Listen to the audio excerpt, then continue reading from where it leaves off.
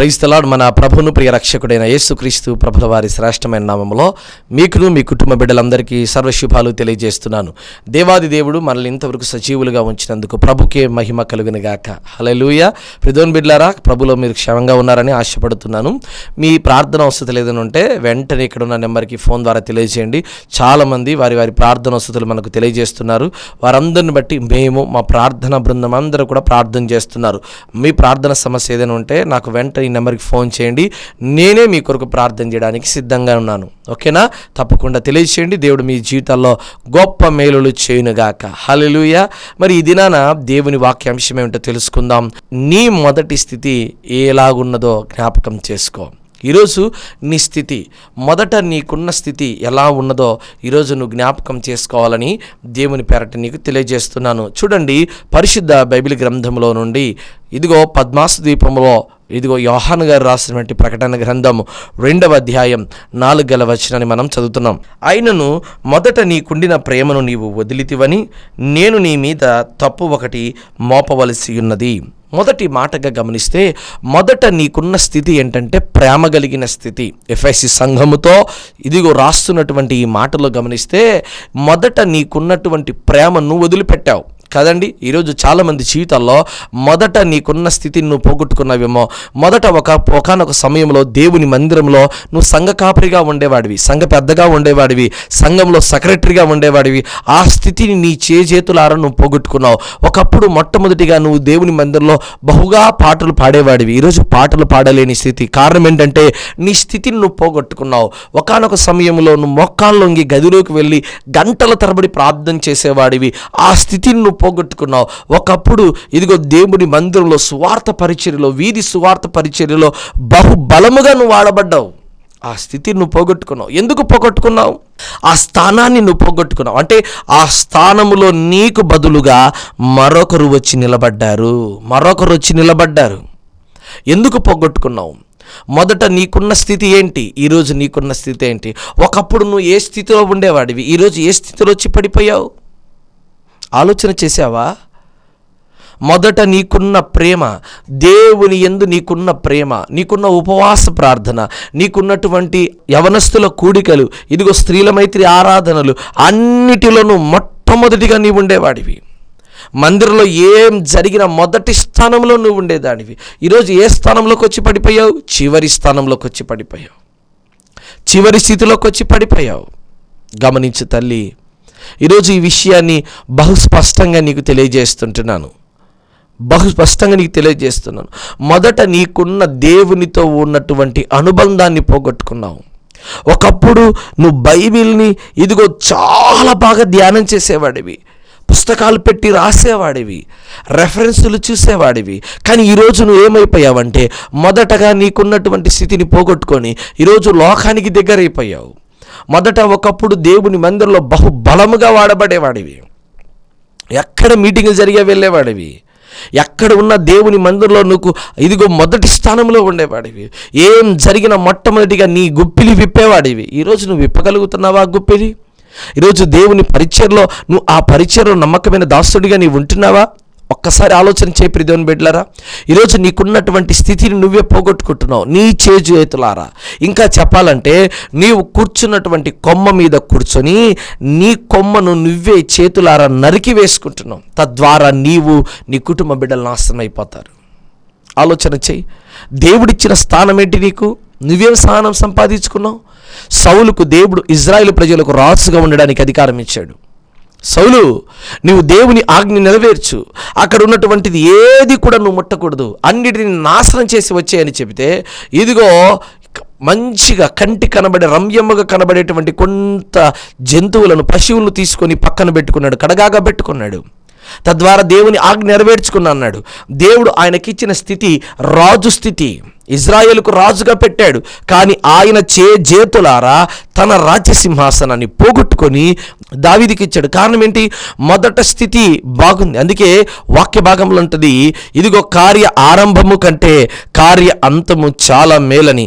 కార్య ఆరంభంలో నువ్వు ఎలా ఉన్నావో నాకు అవసరం లేదు, కానీ కార్య అంతం వరకు అలాగే ఉండడం నేర్చుకో. ఒకప్పుడు మా అబ్బగారు భలే సేవ చేశారండి, ఒకప్పుడు మా నాన్నగారు భలే సేవ చేశారండి, మందిరంలో మేము ఏం జరిగినా మేమే ఉంటామని ఉన్నామండి. మరి ఇప్పుడేమైందమ్మా నీకు? ఇప్పుడు పద్ధతి బాగలేదండి. ఒకరి పద్ధతి బాగున్నా బాగాలేకపోయినా నీ పద్ధతి బాగుందా? మరి నీ పద్ధతిని ఎందుకు మార్చుకుంటున్నావు? ఓ సంఘమా, నీవు జ్ఞాపకం చేసుకో. ఓ దైవజనుడా, ఒకప్పుడు యవన కాలంలో ఇదిగో అగ్ని జ్వాల వలె రేగిపోయేవాడివి. ఎక్కడ దొరికితే అక్కడ సువార్త ప్రకటించేవాడివి. ఎక్కడ ఉన్నా సువార్తను ప్రకటించేవాడివి. దేవుని సేవ అంటే, పరిచర్య అంటే ఎంత దూరమైన పోయి సేవ చేసేవాడివి. తిండి లెక్క చేసేవాడివి కాదు, డబ్బులు లెక్క చేసేవాడివి కాదు. ఈరోజు నీకున్న మొదటి స్థితిని పోగొట్టుకున్నావు, మొదటి సేవా స్థితిని పోగొట్టుకున్నావు, మొదటి సంఘస్థులను పోగొట్టుకున్నావు. ఇదిగో బంధువులు అందరినీ పోగొట్టుకున్నావు. ఎందుకు?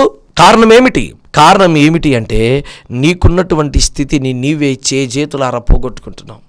ఆ స్థితి నీకు ఆశీర్వాదము కానేరదు. ఆ స్థితి నీ జీవితంలో ఆశీర్వాదము కాదు. జాగ్రత్త కలిగి బ్రతుకు ప్రియ దేవుని బిడ్డ, జాగ్రత్త కలిగి బ్రతుకు. ఒకసారి నువ్వు ఆలోచన చేయి. ప్రభు చెప్తున్నటువంటి మాటను బహు స్పష్టముగా నీవు ఆలోచన చేయాలి. అది ఏమిటంటే, మొదట నీకున్న స్థితిని నువ్వు పోగొట్టుకున్నావు. మొదట్లో వ్యాపారం బాగా చేసేవాడివి. వ్యాపారం బాగా అభివృద్ధి అయిన తర్వాత నీ కళ్ళు నెత్తికెక్కాయి. వ్యాపారం బాగా జరుగుతుందని లెక్క లేకుండా బ్రతుకుతున్నావు. ఒకప్పుడు వచ్చిన డబ్బులతో భయభక్తులతో కలిగి బ్రతికేవాడివి. రాను నీకు వచ్చిన డబ్బులు అధికంగా పెరగడంతో నీ కళ్ళు నెత్తికెక్కాయి. నీ మొదటి స్థితిని మర్చిపోయావు. నువ్వు ఏ స్థితిలో నుంచావో ఆ స్థితిలో మర్చిపోయావు. అపోస్తలుడైన పౌలు గారు అంటారు, అయ్యా నేను దీన స్థితిని ఎరుగుదును, సంపన్నమైన స్థితిని ఎరుగు. అంటే నేను ఏ స్థితిలో నుంచి వచ్చానో, ఏ పరిస్థితిలో నుంచి వచ్చానో నేను మర్చిపోలేదయ్యా. దావీదు భక్తుడు అంటాడు, అయ్యా ఏ పాటి వాడను ప్రభువా, నన్ను ఇంతగానూ హెచ్చించుటకు నాలో ఏ యోగ్యత ఉంది ప్రభువా అంటాడు. అంటే ఆయన ఏ స్థితిలో నుంచి వచ్చాడో, ఏ గొర్రెలు కాచుకునే స్థితిలో నుంచి వచ్చాడో, ఎక్కడి నుంచి వచ్చాడో ఆ స్థితిని మర్చిపోలేదు. ఈరోజు నువ్వు కూడా మర్చిపోమాక ఆ స్థితిని. ఒకవేళ గనక నువ్వు అలాగే మర్చిపోయేవాడిగా ఉంటే బహు జాగ్రత్త. మర్చిపోతే ఇబ్బంది పడతావు. ఒకప్పుడు నీకు మొదట్లో ఎవరైతే సహాయం చేశారో, ఎవరైతే గుప్పులు పెట్టారో, ఎవరైతే అన్నం ఇచ్చారో, ఎవరైతే ఆర్థికంగా సహకరించారో, ఎవరైతే వస్త్రాలు ఇచ్చారో వారిని ఎందుకు మర్చిపోతున్నావు?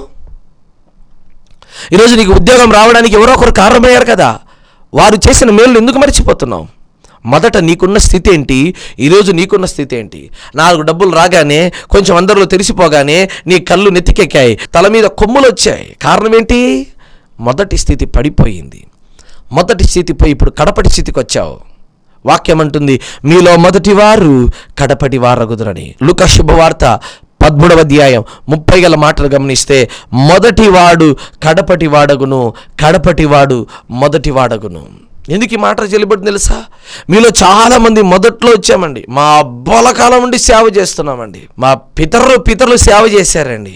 అయితే మొదటగా ఉన్నటువంటి స్థితి ఈరోజు ఏమైందంటే కడగకు వచ్చేసింది. కడగాకంటే చివరికి వచ్చేసారు. ఇక ఒకప్పుడు మేము కూడా అందరికీ దాన ధర్మాలు చేసామండి, పెద్ద కథ అండి మాది, మా వంశమేనండి. ఈరోజు ఏ వంశం లేకుండా పోయింది. కారణం ఏంటి?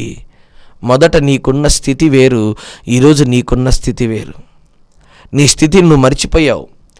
నువ్వు ఏ స్థితిలో నుంచి వచ్చావో, ఏ స్థితిలో నువ్వు పిలువబడ్డావో, ఏ స్థితిలో నుంచి దేవుని దగ్గరికి వచ్చావో ఆ స్థితిని నువ్వు మర్చిపోయి ఈరోజు దేవునికి అయిష్టకరంగా బ్రతుకుతున్నావు. జాగ్రత్త ప్రియ దేవుని బిడ్డ, జాగ్రత్త. ఒకవేళ అలాంటి బ్రతుకు గనక నీలో ఉంటే, అలాంటి బ్రతుకు గనక నువ్వు బ్రతుకుతా ఉంటే ఆ స్థితిని మర్చిపో. పరిశుద్ధంగా బ్రతుకు, దేవునికి ఇష్టకరంగా బ్రతుకు. దేవుడు నిన్ను, నీ కుటుంబాన్ని ఆశీర్వదిస్తాడు. ఓ సంఘమా, మొదటిగా నీకున్నటువంటి ప్రేమను పోగొట్టుకున్నావు. ఒకప్పుడు మా భర్త నన్ను బాగా ప్రేమించేవాడండి, ఇప్పుడు నన్ను ప్రేమించట్లేదు. ఆ రోజు మొదట్లో ఉన్నటువంటి స్థితి ఈరోజు కడదాకుందా? అందుకే ఇందాక మాట చెప్పాను, కార్యారంభము కంటే కార్యాంతము చాలా మేలండి. అదే మాట 5వ మాటలు గమనిద్దాం. అదే ప్రకటన గ్రంథం 2వ అధ్యాయం 5వ వచనాన్ని చదువుతున్నాం. నువ్వు ఏ స్థితిలో నుండి పడితివో అది జ్ఞాపకం చేసుకుని మారు మనసు పొంది ఆ మొదటి క్రియలను చెయ్యము. చూడండి, చదవబడిన మాటలు గమనిస్తే, నువ్వు ఏ స్థితిలో నుంచి పడిపోయావో ఆ స్థితిలో నీవు జ్ఞాపకం చేసుకొని గడిచిన కాలంలో నువ్వు ఎలా బ్రతికావో ఆ క్రియలు చెయ్యి. నీ మొదటి క్రియలు చెయ్యి. మరలా నీకున్నటువంటి పోగొట్టుకున్నదంతా నువ్వు తిరిగి సంపాదించుకుంటావు. యోబు ఏ రీతిగా, అయ్యా ఇదిగో 2 ఆశీర్వాదం ఆశీర్వాదాలు పొందుకున్నాడో నీ జీవితంలో కూడా రెండంతల ఆశీర్వాదాలు నీ జీవితంలో దేవుడు దాచిపెట్టి ఉన్నాడు. ఎప్పుడు నువ్వు పొందుకుంటావంటే నీకున్న మొదటి స్థితిని విడిచిపెట్టు, నీకున్న ఊరిని విడిచిపెట్టు, నీకున్న పేరును అన్నిటి విడిచిపెట్టు. మొదట్లో నువ్వు ఎట్లున్నావో మరలా అలాగే బ్రతుకు. దేవుడు నిన్ను ఆశీర్వదిస్తాడు. ఒకప్పుడు గంటల తరబడి ప్రార్థన చేసేవాడు, ఈరోజు ప్రార్థన జీవితం అనేది లేదు. ఈరోజు ఒకప్పుడు అందరిని చుట్టాలందరినీ పలకరించేవాడు, ఈరోజు 4 డబ్బులు చేతిలో రాగానే ఎవడు నా చుట్టం, ఎవడు లేడు, నాకు అవసరమే లేదంటున్నావు. మొదట నీ స్థితి ఏంటి? ఈరోజు నీ స్థితి ఏంటి? ఒకప్పుడు నీ కుటుంబం విచ్చలవిడిగా తిండి తిని తిని తిని విస్తారమైన డబ్బులు పడేసి ఈరోజు నీ స్థితి ఏంటి? ఈరోజు నీ స్థితి అడుక్కోబోయే స్థితి. ఇదిగో అందరి దగ్గర అడుక్కుంటున్నావు, అలాంటి స్థితికి వచ్చాను. కారణం ఏంటంటే నీ స్థితి ఎక్కడి నుంచి మొదలైందో ఆ స్థితిని నువ్వు మర్చిపోయావు. ఎప్పుడు కూడా ఆ స్థితిని మర్చిపోకూడదు ప్రియమైన బిడ్డలారా. అపోస్తలుడైన పౌలు గారు అన్నట్టుగా దీన స్థితిని నేను ఎరుగుదును, సంపన్నమైన స్థితిని నేను ఎరుగుదును. అయ్యా, నేను దీన స్థితిలో ఎలా బ్రతకాలో నాకు తెలుసు, సంపన్నమైన స్థితిని కూడా నాకు తెలుసు. అయినా సంపన్న స్థితి వచ్చిందని నేను దీన స్థితిని ఎరిగినటువంటి మర్చిపోలేదయ్యా. అయ్యా, నేను దీన స్థితిలో ఉన్నప్పుడు సంపన్న స్థితి వచ్చినా కూడా అది నేను మర్చిపోలేదయ్యా. నేను ఎప్పుడు కూడా నీకు ఇష్టకరంగానే బ్రతుకుతున్నాను ప్రభువా అంటున్నాడు. భక్తుడు అంటున్నాడు, అయ్యా నాకు తిండి ఎక్కువగా పెట్టాకు, అలాగని తక్కువ చేయకు. అయ్యా, ఎక్కువైనడలా తిని నేను మర్చిపోతానేమో, తక్కువైందని దేవా నిన్నే దూషిస్తానేమో. కానీ నాకు అలాంటి జీవితం వద్దు ప్రభా, తగిన మాత్రం చాలయ్యా, తగిన మాత్రం. ఈరోజు నీ జీవితం ఎలా ఉంది తెలుసా? నీ పరిస్థితి ఎలా ఉంది తెలుసా? ఒకప్పుడు నువ్వు నడుచుకుంటూ పోయేవాడు, ఈరోజు కార్లో తిరుగుతున్నావని నడుచుకుంటూ పోయే స్థితిని మర్చిపోమాకు. దేవుడు అన్ని పోగొట్టి మరలా నేల మీదకి తీసుకొని వస్తాడు. గర్వం మనిషి గద్దెలు దించుకొని వస్తాడు. నెబుకద్నెజరు కట్టబడినటువంటి అదిగో ఆయన యొక్క రాజ్య నగరాన్ని అంతా చూసుకొని గర్వపడ్డాడు ఎంతో. కానీ దేవుడు గడ్డిని తినిపించాడు. ఆ స్థితిని మర్చిపోకూడదు ఎప్పుడు కూడా. నా దేవుడు ఇదిగో గొప్పవాడు, నా దేవుడు ఎప్పుడైనా ఏ స్థితిలో అయినా సరే త్రోసివేసేవాడై ఉన్నాడని నువ్వు జ్ఞాపకం చేసుకో. ప్రియమైన బిడ్డలారా, దేవునికి అయిష్టకరంగా బ్రతుకుతున్నావా? అలాంటి పద్ధతి నీలో ఉందా? ఆ స్థితిని మర్చిపోమాకు. ప్రార్థన జీవితాన్ని మర్చిపోమాకు, వాక్య జీవితాన్ని మర్చిపోమాకు. ఇదిగో గంటల తరబడి ఉపవాస ప్రార్థనలు మర్చిపోమాకు. మొదట నీకున్న స్థితి ఎలా ఉన్నదో ఆ స్థితిలోకి నువ్వు రావాలి, అంతే. ఆ స్థితిలోకి రావాలా? వారేమయ్యారు వీళ్ళేమయ్యారు నీకు అవసరం లేదు. నీ మట్టుకు నీ విశ్వాసాన్ని కాపాడుకో, నీ మట్టుకు నీ భక్తిని నువ్వు కాపాడుకో. ఒకరితో నీకు అవసరం లేదు, ఒకరితో నీకు పని లేదు. నీ భక్తి జీవితాన్ని నువ్వు కాపాడుకో. దేవునికి ఇష్టకరంగా బ్రతుకు, అయిష్టకరంగా నువ్వు ఉండమాకు. దేవా నా స్థితిని మార్చు నాయనా, దేవా నా పరిస్థితిని మార్చు నాయనా, నా తలరాతను మార్చు ప్రభువా అని అడుగు. నీ మొదటి స్థితి ఏంటి? ఈరోజు నీకున్న స్థితి ఏంటి? కదా, ఒక చెట్టు చాలా వేగంగా పెరిగిపోయిందంట, కానీ ఎంత గొప్పగా పెరిగిపోయిందో అంతే టపీమని పడిపోయింది కింద. అందుకే గమనించండి, ఒకరికి త్వరగా దొరికినటువంటి స్వాస్థ్యం అది తుదకు ఆశీర్వాదం కానేరదని. ఒకరు త్వరగా వెళ్ళారని నువ్వు కూడా వేగంగా పరిగెడుతున్నావేమో అడ్డుదారులలో పరిగెత్తి అలసిపోయి చచ్చిపోతావు. ఎందుకు అంత ప్రయాసపడుతున్నావు? ఎందుకంత ప్రయాసపడుతున్నావు? జాగ్రత్త తల్లి, వద్దు నాన్న మనకది. మొదట నీ స్థితిని చూసుకో. అంతే రీతిగా వాక్యం అంటుంది, మత్తయి శుభవార్త 7వ అధ్యాయం 5 మాటలు చూస్తే, మొదట నీ కంటిలో ఉన్నటువంటి దూలమును చూసుకొనక ఎదుటి వాని కంట్లో ఉన్న నలకను చూస్తున్నావేమో. మొదట నీ కంట్లో దూలం ఉంది, ఆ దూలాన్ని చూడు. మొదట నీ కంట్లో ఉన్న దూలం చూడు, ఎదుటి వానికి ఉన్న కంట్లో నలకను చూద్దు. మొదట నీ స్థితి ఏంటి తెలుసా? మొదటగా నువ్వే త్రాగుడుపోతానివి, నువ్వే తిరుగుబోతానివి, నువ్వే భయంకరమైన వ్యభిచారివి. ఇదిగో ఇతరుల మీద నిందలు వేయడానికి నీకేమైనా అవసరం ఉన్నదా? మొదట నీ ఇంట్లో ఉన్నటువంటి వారిని సరిచేసుకో. లేచి నీ ఇంటిని చక్కబెట్టుకో. నీ ఇంటిని చక్కబెట్టుకోకుండా ఇతరులకు నువ్వు తీర్పు తీర్చమాకు. మొదటగా నిన్ను సరిచేసుకో. మొదటగా నీ కంట్లో ఉన్న దూలాన్ని సరిచేసుకో.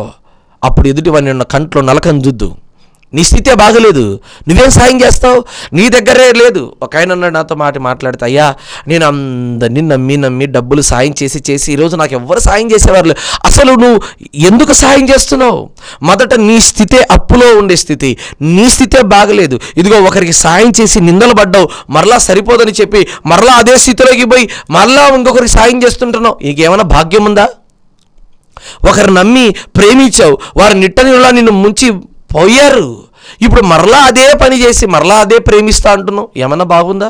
ఏ స్థితిలో పడిపోయావో ఆ స్థితిని జ్ఞాపకం చేసుకో. సంసోను జ్ఞాపకం చేసుకున్నాడు. అయ్యా నేను ఏ స్థితిలో ఉండేవాడిని, ఏ స్థితిలో పడిపోయానో నాకు అర్థమైంది నాయన. ఒకప్పుడు నేను బలవంతుడను, ఇదిగో ఇనప సంఖ్యలు కట్టితే దారములు తెంచినట్టుగా తెంచి పడేసేవాడిని. ఇప్పుడు నేను తాళ్ళతో కట్టబడ్డాను, కానీ తెంచుకోలేకపోతున్నాను. సాధారణమైన మనిషిని అయిపోయాను ప్రభువా. నేనేంటి, నా స్థితి ఏంటి ప్రభువా, నా పరిస్థితి ఏంటి ప్రభువా అని ఆయనకు అర్థము కాలేని స్థితిలో భయంకరంగా బాధపడుతున్నాడు. అప్పుడు ఆయనకు అర్థమైంది, అయ్యో నేను దేవునికి వ్యతిరేకంగా పాపం చేశాను. ఆయన స్థితి గుర్తుకొచ్చింది. అందుకే చివరిగా ఆ దాగోను గుడిలో అడుగుతున్నాడు, అయ్యా ఒక్కసారి నీ స్థితిని దయచేయి ఆయన. ఒకప్పుడు నేను ఎంత బలము కలిగి ఉన్నవాడిలో ఆ బలము నాకు దయచేయి ప్రభు అని అడిగిన వెంటనే దేవుడు అతనికి బలం అనుగ్రహించాడు.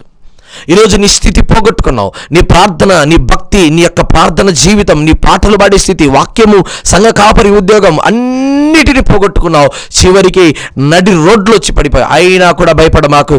నా దేవుడు పోగొట్టుకున్న స్థితిని మరలా తిరిగి నీకు ఇచ్చునుగాక, మరలా ఇచ్చునుగాక. నీ ఉద్యోగం నీకు అనుగ్రహించునుగాక, నీ గర్భఫలం తెరవబడునుగాక, నీకు బుద్ధి తెచ్చునుగాక. దేవుని బిడ్డలారా, పోగొట్టుకో మాకు. ఆ స్థితి నీకొద్దు. ఎక్కడ ఉన్నావో అదే స్థితిలోనే ఉండు, జాగ్రత్త కలిగి ఉండు. చూడండి, ఒక వ్యక్తి ఒక 5 అడుగుల మిద్దె పైన ఉన్నాడు. అక్కడి నుంచి పడితే ఒక రకంగా దెబ్బలు తగులుతాయి. ఇంకొక ఆయన 10 అడుగుల పైన ఉన్నాడు. అక్కడి నుంచి పడితే కొంచెం ఎక్కువ దెబ్బలు తగులుతాయి. ఇంకొక ఆయన 20 అడుగుల అంతస్తు పైన ఉన్నాడు. అక్కడి నుంచి పడితే ప్రాణాలే పోతాయి. ఇప్పుడు నువ్వు నేల మీదకి వచ్చి పడ్డావు. ఒకప్పుడు ఏ స్థితిలో ఉన్నావు, ఇప్పుడు ఏ స్థితిలోకి వచ్చావు? ఒకప్పుడు నీ దగ్గర చేతిలో డబ్బులు ఉండేవి సమృద్ధిగా, ఈరోజు ఏ డబ్బులు లేవు. కారణం ఏంటి? ఎందుకు? నీకున్న స్థితిని నువ్వు పోగొట్టుకున్నావు. నీకున్న ప్రార్థన జీవితం, నీకున్న భక్తి జీవితాన్ని నువ్వు పోగొట్టుకున్నావు. చేతులారా, దేవుడు నీకు మంచి జ్ఞానం ఇస్తే ఆ జ్ఞానాన్ని నువ్వు కాపాడుకోలేక పాపిష్టి పనులన్నీ చేసి ఆ జ్ఞానాన్ని పోగొట్టుకున్నావు. సొలొమోను మహారాజు దేవుడిచ్చాడు, మంచి జ్ఞానం ఇచ్చాడు.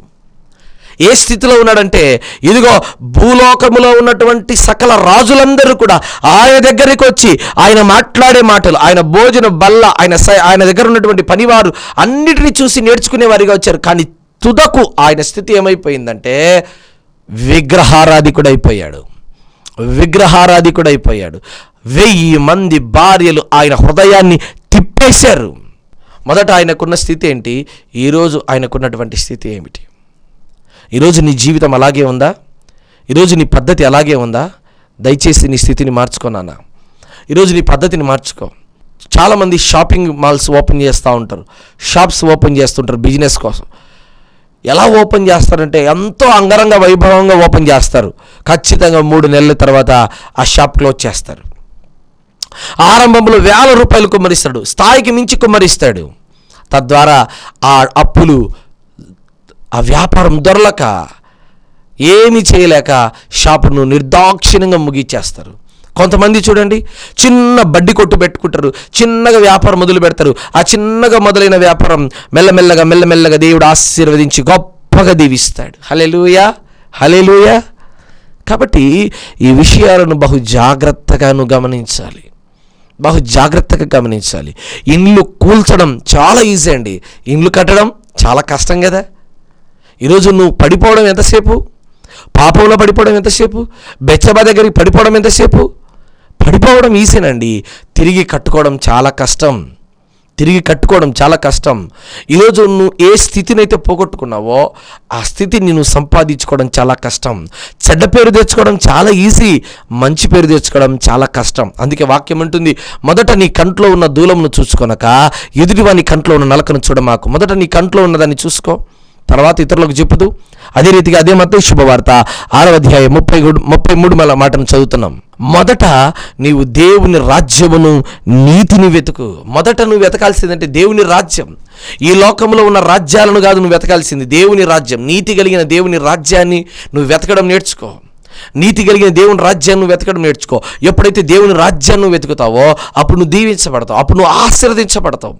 మొదట పైనున్న వాటిని వెతకండి, మొదట పైనున్న వాడిని వెతకండి, మొదట దేవుని రాజ్యాన్ని వెతకండి, దేవుని నీతిని వెతకండి. అప్పుడు నీవు, నీ కుటుంబ బిడ్డలు దీవించబడతారు. నువ్వు ఏ స్థితిలో ఉండొచ్చావో ఆ స్థితిలో నువ్వు మర్చిపోమాకు. పరిశుద్ధ గ్రంథంలో యోసేపు భక్తుడు కనబడుతున్నాడండి. యోసేపు వాళ్ళ అన్నల నుంచి అమ్మివేయబడ్డాడు, వాళ్ళ తండ్రికి దూరం అయ్యాడు, ఊరికి దూరం అయ్యాడు, బంధువులకు అందరికీ దూరం అయ్యాడు. ఆయన ఏ స్థితిలో నుంచి వచ్చాడో ఆయనకు బాగా తెలుసు. ఒక స్త్రీ వచ్చి నాకు నువ్వు కావాలి, నీతో నేను ఉండాలని ఆశపడుతున్నాను అని అన్నప్పుడు ఆయన ఆయనకు తెలుసు. ఆయన కూడా యవ్వన కాలంలో ఉన్నాడు, పడిపోవచ్చు, కానీ ఆయన పడిపోలేదు. ఎందుకు పడిపోలేదు తెలుసా? ఆయనకు తెలుసు నేను బానిసత్వంలో నుంచి వచ్చినటువంటి వాడిని, మరలా నా దేవుడు అనుకుంటే నన్ను ఎక్కడికి తీసుకెళ్తాడు తెలుసా? బానిసత్వంలోకి తీసుకెళ్తాడు.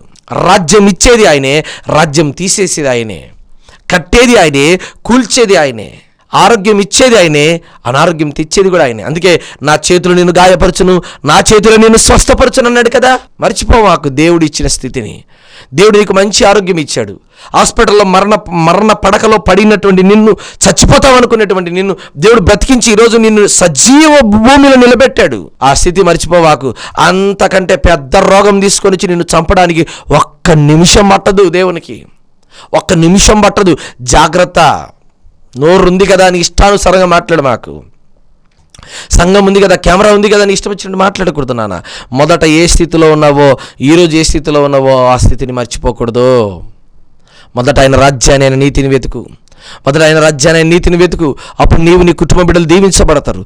యోసేపు పాపం చేయడానికి అవకాశం ఉంది, కానీ ఆయన పాపం చేయలేదు. ఎందుకంటే ఆయనకు తెలుసు నేను ఏ స్థితిలో నుంచి వచ్చాను నాకు తెలుసు.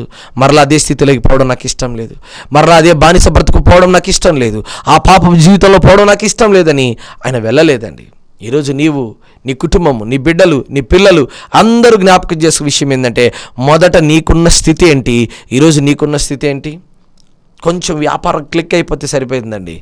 చేతికి బ్రాస్లైటు, బంగారము, కడియాలు, ఇండ్లు, కార్లు, అప్పులు. అయ్యో, స్థాయికి మించి కొంటాడండి, స్థాయికి మించి అన్నీ ఎక్కువ కొంటాడు. అప్పులన్నీ కట్టుకోలేక ఉరి పెట్టుకొని చచ్చిపోతాడు. ఎవరు చెప్పారు నీకు ఆ స్థితి రావాలని?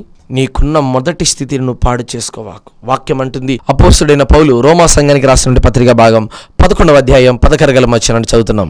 ముద్దలో మొదటి పిడికెడు పరిశుద్ధమైనదైతే ముద్దంతయు పరిశుద్ధమే, వేరు పరిశుద్ధమైనదైతే కొమ్మలన్నీయు పరిశుద్ధములే. చదవబడిన మాటలు గమనిస్తే, మొదటి ముద్ద గనక పరిశుద్ధమైందైతే ముద్దంతయు పరిశుద్ధమైంది అవుతుంది. ఇదిగో, వేరు గనక పరిశుద్ధమైతే కొమ్మలు, కాండము, ఆకులు అన్ని పరిశుద్ధమైతాయి. అంటే ఎందుకు ఈ మాట చెప్తున్నానంటే, మొదటి ముద్ద గనక పరిశుద్ధముగా ఉండడం నేర్చుకోవాలి. మొదటగా నువ్వు పరిశుద్ధముగా ఉండడం నేర్చుకో, అప్పుడు ఆటోమేటిక్గా నువ్వు దీవించబడతావు, ఆటోమేటిక్గా నువ్వు బ్లెస్ అవుతావు. మొదటగా నీ ఈ విషయాన్ని బహు స్పష్టంగా గమనించాలి. ముద్ద కొంచెం పరిశుద్ధమైతే ముద్దంతయు పరిశుద్ధం అవుతుంది. నువ్వు వేసేటువంటి పాలలో ఇదిగో పెరుగును తోడంటూ వేస్తావు కదా, అప్పుడు గనక అది పులిసిపోయిందైతే ఆ పాలన్నీ పులిసిపోతాయి. మంచి పెరుగు గనక వేయగలిగితే ఆ పాలన్నీ మంచి పెరుగుగా మార్చబడుతుంది. అదే రీతిగా నీ ఆలోచన, నీ స్వాభావికమైనటువంటి పద్ధతులు మంచివైతే నువ్వు మంచివైనటువంటి పంటలకు వస్తావు. మంచివైనటువంటి విత్తనాలు విత్తితే మంచి పంటను కోస్తావు. ఎప్పుడైతే నువ్వు చెడు విత్తనాలు విత్తుతావో ఆటోమేటిక్గా చెడ్డ పంటను కోస్తావు. ఈరోజు సంఘమా, దేవుని జనాంగమా, దేవుని పిల్లలారా, మొదట నీకున్న స్థితి నువ్వు మర్చిపోవాకున్నానా. ఒకప్పుడు మా అబ్బలు బాగా బ్రతికారండి, మేమే ఇట్లా బ్రతికాము. ఎందుకు తెలుసా? వారు నడిచిన బాటలో నువ్వు నడవలేదు. తండ్రి నడిచిన బాటలో పిల్లలు నడవడం లేదు. ఏలి నడిచిన బాటలో ఏలి కుమారు నడవలేదు. యోబు నడిచినటువంటి బాటలో యోబు కుమారు నడవలేదు. సమూయేలు నడిచిన మార్గములో తన పిల్లలు నడవలేదు. ఇదిగో, వారికున్న మొదటి స్థితి వేరు, వారికున్న పిల్లల స్థితి వేరు. ఆ తండ్రులు నడిచిన మార్గం వేరు, పిల్లలు నడిచిన మార్గం వేరు. అందును బట్టే ఈరోజు ముద్దంతా చెడిపోయింది, కుటుంబం అంతా చెడిపోయింది, కంట్లో దూరం కనబడతా ఉంది. ఎక్కడి నుంచి వచ్చావో నీకు తెలియదు. మొదట నువ్వు చేసిన క్రియలు చాలా బాగుండేవి. మొదట్లో నువ్వు దేవుని పని యథార్థంగా చేసేవాడివి. ఎక్కడ కూడా తారతమ్యం చూసేవాడివి కాదు. చర్చిలో అందరూ సమానంగానేవాడు. ఇప్పుడు స్వార్థం విరిగిపోయింది. నా వాళ్ళే బాగుండాలి, నా కుటుంబీకులే బాగుండాలి, నా వంశం వాళ్ళే బాగుండాలి, మిగతా వాళ్ళు ఎవరు బాగుండకూడదని ఇలాంటి స్వార్థపూరితమైన ఆలోచన భావం నీలో కలుగుతుంది ప్రియమైన బిడ్డలారా. అలాంటి ఆలోచన నీకెంత మాత్రము ఆశీర్వాదము కానేరదు. బహు జాగ్రత్త కలిగి, బహు పద్ధతి కలిగి, దేవుని విధేయత కలిగినటువంటి వాడివిగా నీవు ఉండాలని దేవుని పక్షాన్ని మీకు తెలియజేస్తున్నాను. అందుకే ఇక్కడ చక్కటి మాట కనబడతా ఉంది, మొదట ముద్ద పరిశుద్ధమైనదైతే ముద్దంతయు పరిశుద్ధమవుతుందంట. కాబట్టి మొదటి వారు కడపటి వారైపోతారు, కడపటి వారు మొదటి వారవుతారు కదా. ఈరోజు నేనే మొదటిగా ఉంటాను, మొదటిగా ఉన్నవాడు కడపటి వాడవచ్చు, కడపటి వాడు మొదటి వాడవచ్చు. ఈరోజు నువ్వు మొదటిగా ఉన్నావేమో, అయితే ఆ స్థితిలో నువ్వు జాగ్రత్త కలిగి ఉండు.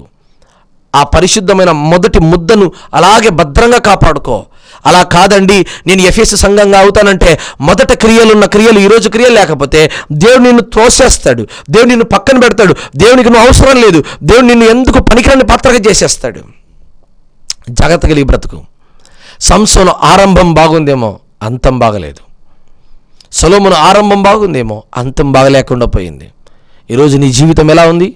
యూదా ఇస్కారియోతు ఆరంభం బాగుంది, మొదటి స్థితి బాగుండేది, కానీ చివరి దశలో డబ్బుకు ఆశపడ్డాడు. డబ్బుకు ఆశపడి ఏమయ్యాడంటే పోయి ఉరి పెట్టుకొని చచ్చిపోయాడు. ఈరోజు నీ స్థితి ఎలా ఉంది? నీ పరిస్థితి ఎలా ఉందో ఒక్కసారి నీ హృదయాన్ని ఆలోచన చేసుకో. జాగ్రత్త కలుగు. పేగులు బద్దలకై బయటకు వచ్చి చచ్చిపోయాడు. కారణం ఏంటంటే ఆయనకున్నటువంటి స్థితిని ఆయన గుర్తిరగలేకపోయాడు. దేవా, నేను నీతో పాటు ఉండాల్సినటువంటి స్థితి అయ్యా, నీ పక్కన కూర్చునే స్థితి, ఆ స్థితి నేను ఎట్లా పోగొట్టుకున్నానయ్యా. దేవునికి నీకు మధ్య భలే కనెక్షన్ ఉండే. ఆదాము అవ్వల మధ్య దేవునికి మధ్య మంచి కనెక్షన్ ఉండే. ఆ సంబంధాన్ని పోగొట్టుకున్నాడు. మొదట స్థితి వేరు, చివరి స్థితి వేరు. మొదటి స్థితి ఎంతో ఆశీర్వాదకరమైంది, కానీ చివరి స్థితి బాగలేదండి. ఈరోజు మొదటి స్థితి బాగుండాలని దేవుని పక్షానికి తెలియజేస్తున్నాను. మొదటి స్థితి ఎలా ఉందో గమనించు. ఏదేను తోటలో దేవుడు ఆదాముతో బాగా మాట్లాడేవాడు, ఆ స్థితిని పోగొట్టుకున్నాడు. ఏదేను తోటలో నుంచి బయటికి వెలివేయబడ్డాడు, మెడబట్టుకొని తోసేశాడు. నువ్వు ఎవరో నాకు తెలియదు పో అన్నాడు. ప్రభువా ప్రభువా అని పిలిచి ప్రతివాడు పరలోక రాజ్యంలో చేరాడు కదా, త్రోసేశాడు. ప్రార్థన చేద్దామా? పరిశుద్ధుడమైన దేవా, కనికరంగల తండ్రి, ఈ వాక్యం వింటున్నటువంటి నా ప్రియ దేవుని బిడ్డలందరినీ జ్ఞాపకం చేసుకో. వారు ఒకప్పుడు దేవునిలో బహుబలంగా వాడబడినటువంటి వారినైనా ఈరోజు పడిపోయారు. వారికి ఉన్నటువంటి మొదటి స్థితి ఈరోజు చివరి స్థితి బాగలేని పరిస్థితి నాడా. వారితో మీరు మాట్లాడండి, వారికి బుద్ధి చెప్పండి, జ్ఞానం దయచేయండి, వారిని ఆదుకోండి నాయన. వారితో మాట్లాడండి అయ్యా. ఇదిగో ఒకప్పుడు వారు గంటల తరబడి ప్రార్థనలోను, వాక్యంలోను, అయ్యా దేవుని మందిరంలోను, సహవాసంలోను, సువార్త పనులను, పరిచారంలోను, కరపత్రాల్లోను, అన్నిట్లోనూ, టీవీ ప్రోగ్రాం అన్నిట్లోనూ చక్కగా ఉండేవారినైనా ఈరోజు వారి స్థితి బాగలేదు, వారి పద్ధతి బాగలేదు, వారు పడిపోయిన వారిగా ఉన్నారు. వారు దీనస్థితిలోకి వచ్చారనైనా వారిని ఆశీర్వదించి, వారికి బుద్ధి దయచిన, వారికి జ్ఞానం దయచినైనా దేవాన్ని ఎందు విధేయత కలిగినటువంటి వారిగా వారిని మార్చమని వేడుకుంటున్నానైనా. వారి మొదటి స్థితి పరిశుద్ధమైనదైతే చివరి స్థితి కూడా పరిశుద్ధమైన కృప దయచేయమని వేడుకుంటున్నాం. వారి కంట్లో దూలం ఉంటే తీసివేడు కృప దయచేయండి నాయన. వారు మొదట నీ రాజ్యాన్ని, నీ యొక్క రాజ్యమును, నీ నీతిని వెతగలిగినటువంటి వారిగా దీవించమని అయ్యా. గర్భఫలం, భూఫలం ఏ సమస్యలతో, ఏ ఇరుకులతో, ఏ ఇబ్బందులతో ఉన్నారో నాయన, అవమానాలు, నిందలతో ఉంటున్నారేమోనైనా, గర్భఫలం లేక బాధపడుతున్నారేమోనైనా అయ్యా. ఇదిగో కుటుంబమే, పిల్లలు, తల్లిదండ్రులు ఇదిగో త్రోసివేసే స్థితిలో ఉన్నారేమోనైనా అయ్యా. పిల్లలే అమ్మ నాన్నకు అన్నం పెట్టే స్థితిలో ఉన్నారేనైనా. ఏ స్థితిలో వారు పడిపోయారో వారందరి స్థితిని మీరు ఆదుకొని వారిని దీవించమని వేడుకుంటూ అయ్యా. ఈ పరీక్షలు ఎవరెందరైతే గుప్పిలిపుతున్నారో వారు ఇచ్చే ప్రతి రూపాయి దేవుని పాదాల దగ్గర చేరుస్తున్నాం. వారు ఎంత ఇచ్చినా తన దేవుని పరీక్షలు వాడబడే కృప భాగ్యం దయచమని, వారు ఇచ్చిన హస్తాలు 20, 30 నిరంతర ఆత్మగలిగిన ఫలములతో బహుగా దీవించమని ప్రార్థన చేస్తూ యేసుక్రీస్తు ప్రభుల వారి శ్రేష్టమైన నామంలో ప్రార్థన చేస్తూ అడిగి వేడుకొని పొంది ఉంటున్నాము తండ్రి. Amen, amen, amen. దేవుడు మిమ్మల్ని దీవించును గాక. God bless you.